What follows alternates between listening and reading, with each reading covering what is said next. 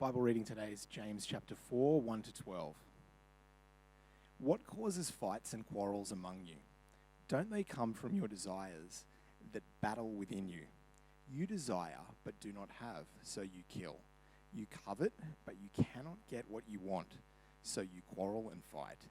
You do not have, because you do not ask God. When you ask, you do not receive, because you ask with the wrong motives, so that you may spend what you get on your pleasures. You adulterous people, don't you know that friendship with the world means enmity against God?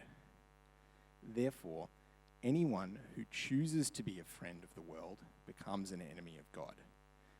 Or do you think that Scripture says, without reason, that he jealously longs for the Spirit he has caused to dwell in us? But he gives us more grace. That is why Scripture says, God opposes the proud, but shows favor to the humble. Submit yourselves then to God. Resist the devil, and he will flee from you. Come near to God, and he will come near to you. Wash your hands, you sinners, and purify your hearts, you double-minded. Grieve, mourn, and wail. Change your laughter to mourning, and your joy to gloom. Humble yourselves before the Lord, and he will lift you up. Brothers and sisters, do not slander one another. Anyone who speaks against a brother or sister or judges them speaks against the law and judges it. When you judge the law, you are not keeping it, but sitting in judgment on it. There is only one lawgiver and judge, the one who is able to save and destroy. But you, who are you to judge your neighbor? Excellent. It's so nice to be up here and such a privilege to have the opportunity. I want to tell you a love story.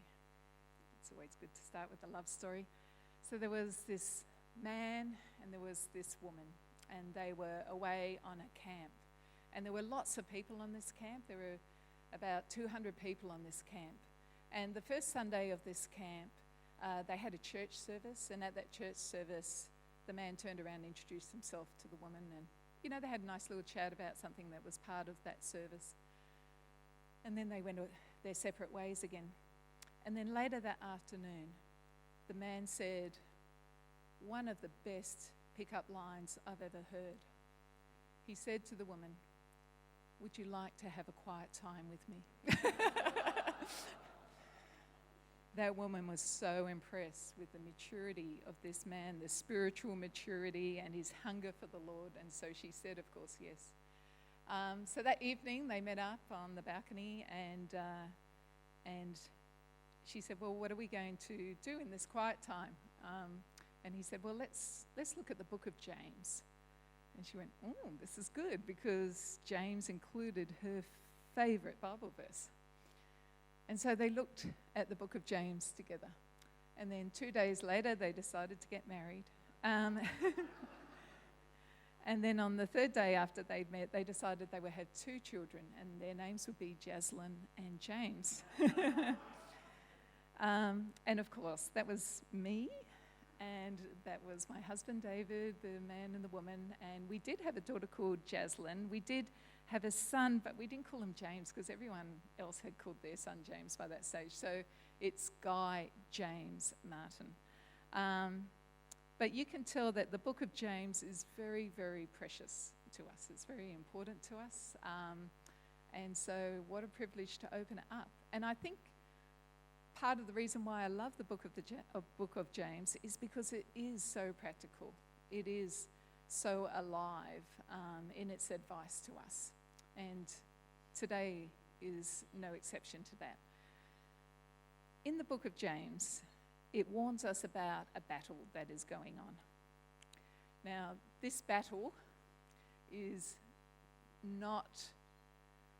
it's fiercer in some ways, and more destructive than the battle that is happening overseas at the moment. It's more passionate than Geelong versus Sydney. Well, at least that's where passion really rises in our family. It can be more awkward than what can happen around the table at Easter, the family table. It's actually a battle that is going on for our hearts, a battle for our hearts. And in James, in this passage today, we hear what the solution to that battle is. We find out what the solution is. And it might not be what we expect. James starts this passage by talking about the fighting that is going on, the squabbling that is going on. And he's talking about the squabbling that is going on inside the churches that he's writing to. And we see these squabbles all the time. They can be about so many different things, and it can be really upsetting. Sometimes it's about worship. I remember I was in a church where there was outrage about a new song being introduced that involved electric guitar, because that was just so wrong. And I am so grateful for you, Bruce, this morning. I'm going to call you The Edge from now on. But this fight over whether or not electric guitar should appear in church almost split the church. There can be other sort of things. There can be personality conflicts that can happen within the congregation, and it's even more destructive when it happens amongst the church staff. There can be fights about buildings, lots of different arguments about buildings, whether or not you have pews or comfy chairs. This may not feel properly like church for some people, because you can actually feel comfortable in a chair when you're sitting. But all sorts of arguments about buildings as well.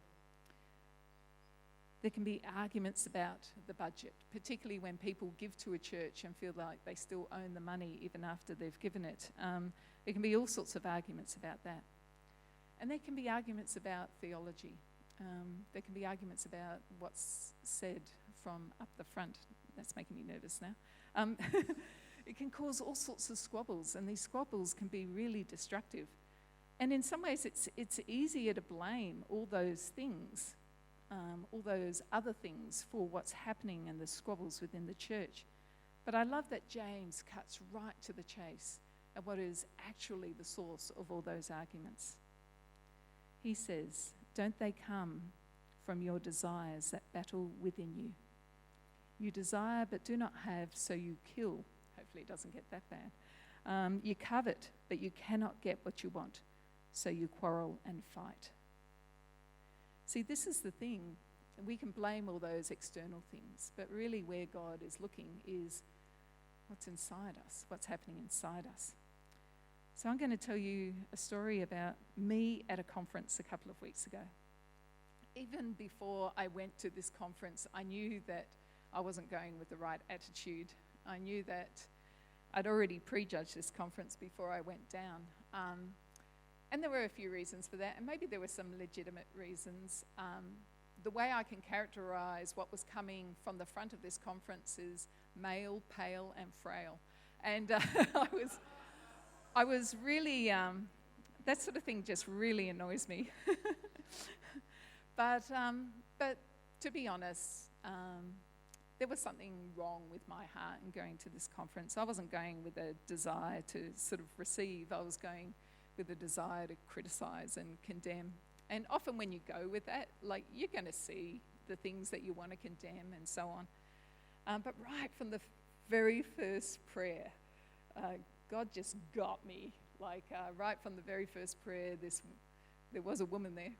And she prayed, and she said, "Lord, help us to have open hearts to what might happen here."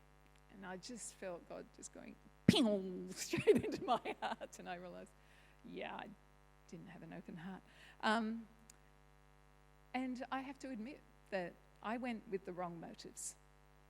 And that's what James goes on to say is the really dangerous thing. When you ask, you do not receive, because you ask with wrong motives, that you may spend what you get on your pleasures. Now, it wasn't about material things that my wrong motives were about, but actually I wanted this conference to be almost made in my image rather than God's image. That was the problem. And we've got to really search our heart for what the motives are. We can sound like we're very, we're really concerned about things from a good place. but it's really good to question your motives. He goes on to say this, "You adulterous people, don't you know that friendship with the world means enmity against God? Therefore, anyone who chooses to be a friend of the world becomes an enemy of God." Well, these are really harsh words. It's one of the things I like about James. He doesn't hold back. Sometimes I think that gives me permission not to hold back, but these are really strong words, and we need to heed them. Now, sometimes when we see words like "you adulterous people," we sort of think about moral behaviour. But that's not what principally James is going on about here. When you see that phrase, adulterous people, some of you might have remembered a prophet in the Old Testament, Hosea. You see, when that phrase is used all through the Old Testament, God is warning people, don't have other loves. And in the book of Hosea, God actually tells this prophet to marry a loose woman. And Hosea, his own life, becomes a parable, a story, a warning to the people of God that their hearts are loving something other than God. We need to check our motives. We need to check our hearts. Are we loving something more than we love God? I've got another story to tell you. This is about my friend Sarah. I actually had dinner with her on the Monday night before the conference when I was down in Melbourne. So Sarah's a doctor. She came from Melbourne. She came up from Sydney. She came up last year. Her timing was impeccable. She'd just gone from the city where there was the longest lockdown to Sydney. And 2 months after she arrived, she went into another really long lockdown. I felt sorry for her. But she does amazing work. She's an oncologist. And she was working in one of the big cancer centres in Sydney. But the thing she told me, which sort of shocked me a bit actually, was that she said she had never met people more materialistic than in Sydney. And that's not the way I sort of think generally of people, but she was telling me this story. She said, you know, there was a woman who came up to her and was showing off her jewellery that she bought. And she said, you know, people in Melbourne, they're more subtle than that. You know? They might let it glint in the light for a while or just point to it. But this woman said, look what I bought. This was worth this much. And then another person that she was working with was talking about her Botox treatments. And Sarah said, in Melbourne, again, more subtle, you know. Don't point out the treatment that you've had. And then there was a guy that was going on and on about the car. She heard all about the story before he bought it, when he bought it, and after he bought it. And then she said, don't get me started on real estate. Like I said. And I actually took that as criticism in some ways, valid criticism. How materialistic are we? What do we really care about? And this is a theme that James has picked up on again and again, isn't it? These are the sorts of things, the conditions of the heart that he's picked up on. Is there favoritism in the church?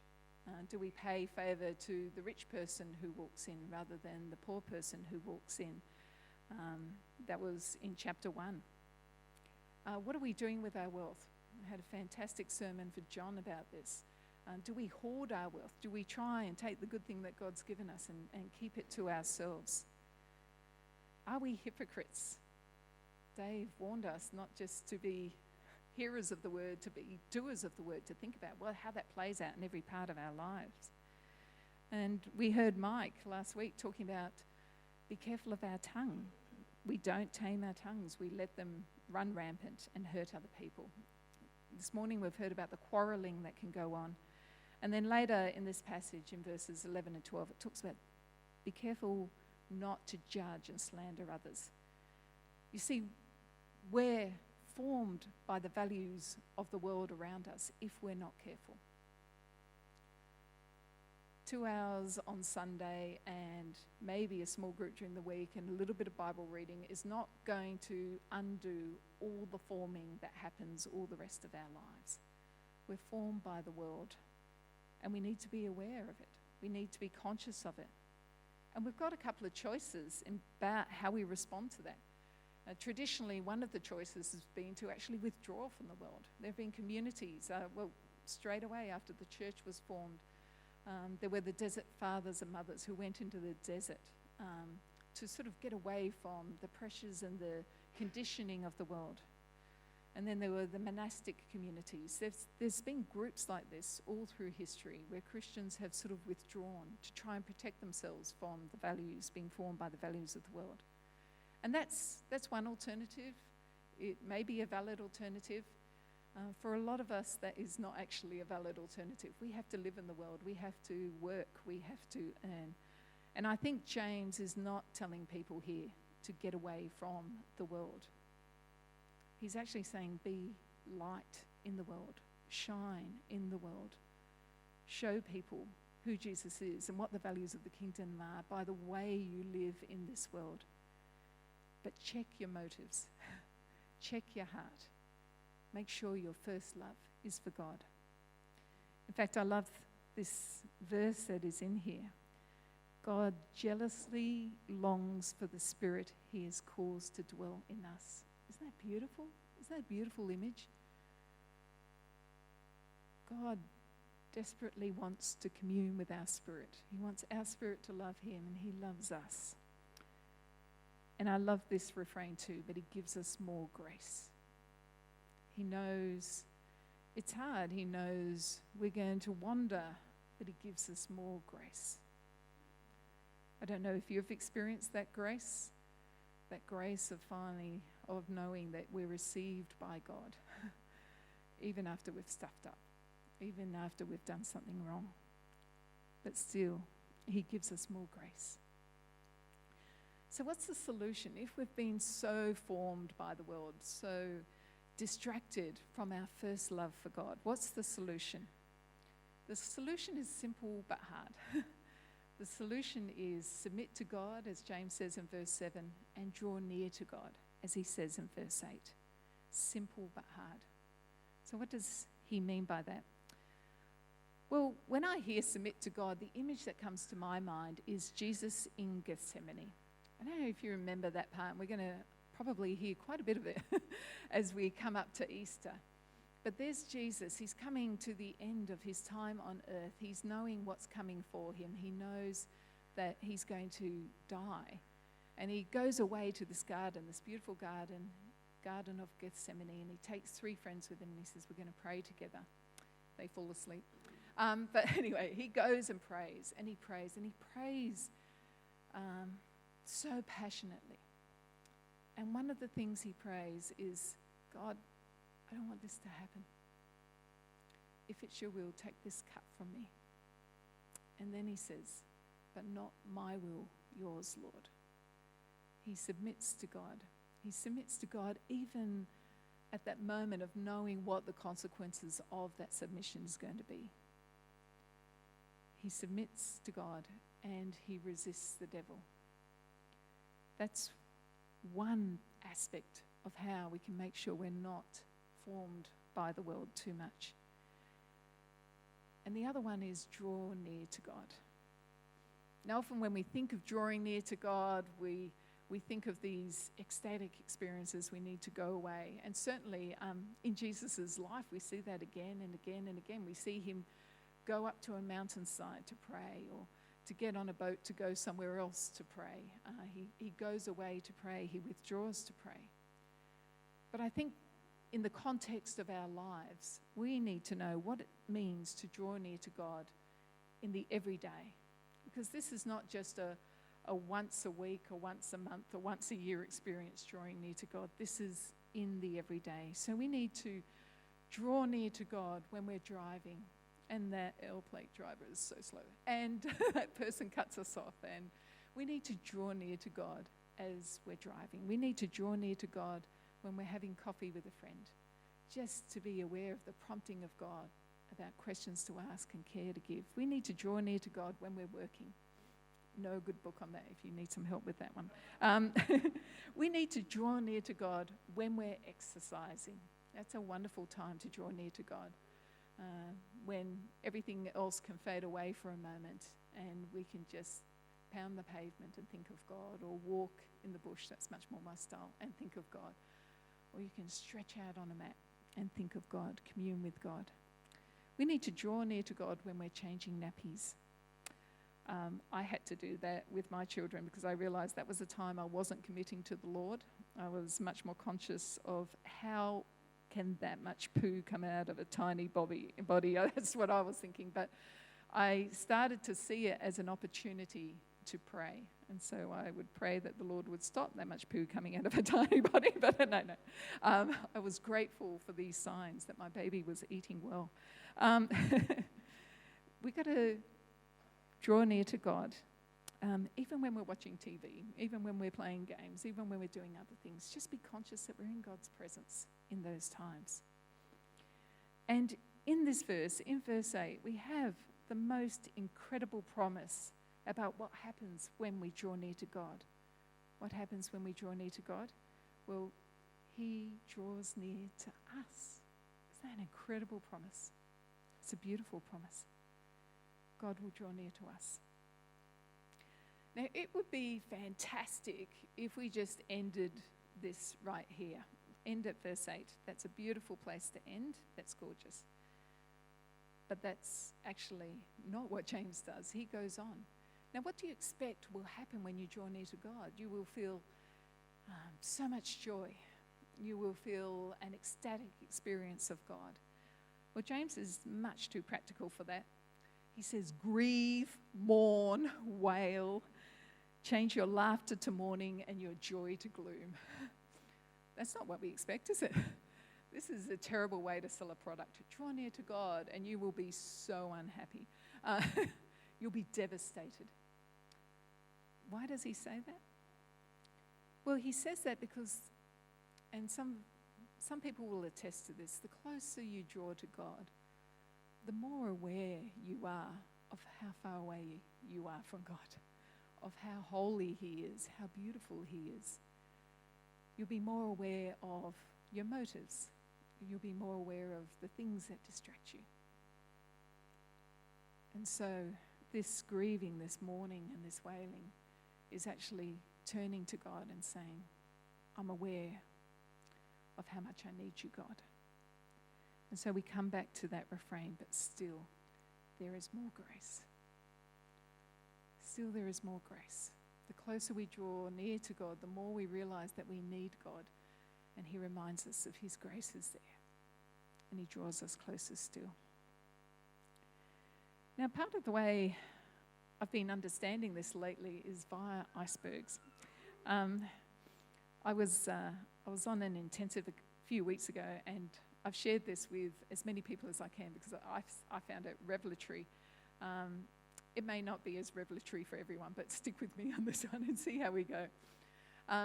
But this guy, Jeff Nagel, was talking to us about the latest brain theory and how it backs up a whole load of stuff. And one of the things he was saying, and I think this is true, in terms of us, what people see is just the bit above water, isn't it? It's our actions, what we do. That's what most people, that's all people can judge us by in some ways. And then beneath the surface, that's the doing. Beneath the surface is all the being. That's who we are as human beings. The latest brain theory, you know how we always said, we only use 10% of our brains. That's not true, apparently. But our conscious thought is only 2 to 5% of our brains. That's amazing, isn't it? I mean, we're so on about, our reasoning and our thinking, and yet that's only a tiny bit of what's going on underneath the surface about who we are. The next big chunk is feelings. Now, this also doesn't compute for most of us, does it? That could be such a big chunk of who we are, our emotions and our feelings, but it drives most of our conscious thought. We try and deny it, we try and reason it, but actually it really motivates a lot about what we do. That's our subconscious. But the really big part is in our unconscious. That's our knowing. And that's the part which has been amazingly formed by the world in lots of ways. The patterns are laid down right from when we emerged into this world. Patterns are laid down. And you know how in a crisis you say something or you do something, you think, where did that come from? Well, it actually probably came from that knowing part, the deep part within us. And so here's the thing. When we draw near to God, we're actually opening up cracks into that deep part of knowing. We're allowing the Spirit to go in and do the transformational work that the Spirit longs to do with us, to form us, to change us. So sometimes it seems like a long process. I do this daily examine thing, and when I look back, I think, am I still doing that? Really, this should have changed by now. It takes a long time for some things. Other things, and you might know experiences, and it might have happened to you where change happens amazingly fast. But often it's a long process of allowing the Spirit to come in and change and transform us and form us more like God. And that's what drawing near to God does. It opens up the cracks in the deepest parts of us so that God's Spirit can do the work of formation. But the thing we often forget about is that James is not writing to individuals. He's actually writing to the church. James 4:8 has been a favourite verse all of my life. Draw near to God and he will draw near to you. And I've read that always as a personal message to me as an individual. But James, we need to remember, is writing to communities of God's people who have fled persecution, scattered all over the place, but they're groups of people living together. So we're not single icebergs. We are icebergs joined together. This is a community thing. It's a community thing to draw near to God. And we need to encourage each other. We need to help each other to be able to do that. So I'm going to give you a couple of minutes just to find a couple of other people and to talk about how do you draw near to God? What do you do? What is the way that you draw near to God? And we can get some ideas from each other about what this might look like, how this might happen. So I'm going to give you a couple of minutes to do that, and then I'm going to draw us back together. So just have a little chat amongst yourselves. How do you draw near to God? Go for it. Hello, Harborside. Wow, once you start, it's really hard to stop. Awesome. Sorry to interrupt those conversations. There were some beautiful conversations going on, I could see. That was really lovely. And I had a lovely chat with Bruce. I hope that's been encouraging. I hope someone sort of made you think a little bit differently about a new way or a different way of thinking about drawing near to God. As I said, this is something we should do in community. So it's something we're going to do in community right now. Matt mentioned that we were going to have a prayer time.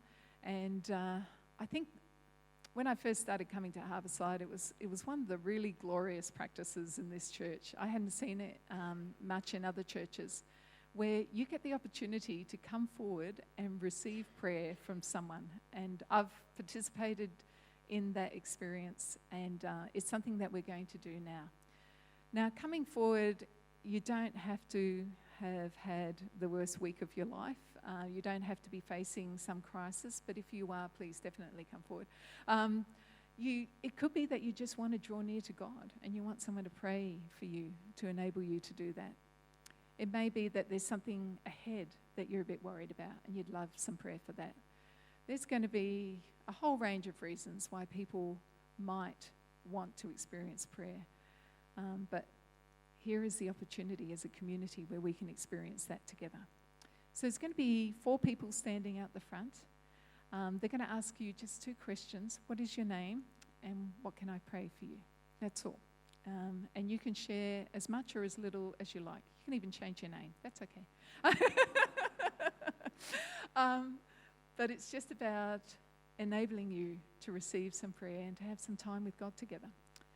So we're going to invite people to come up, and maybe the leaders right now, if you'd like to come up, and I'll just open us up in prayer, and then just come forward as you feel free, as you want to. So Lord, now we open our hearts to you. Thank you for this opportunity to pray together and to receive prayer and to give prayer. I pray, Lord, that you would enable us as a community to draw nearer to you. Amen.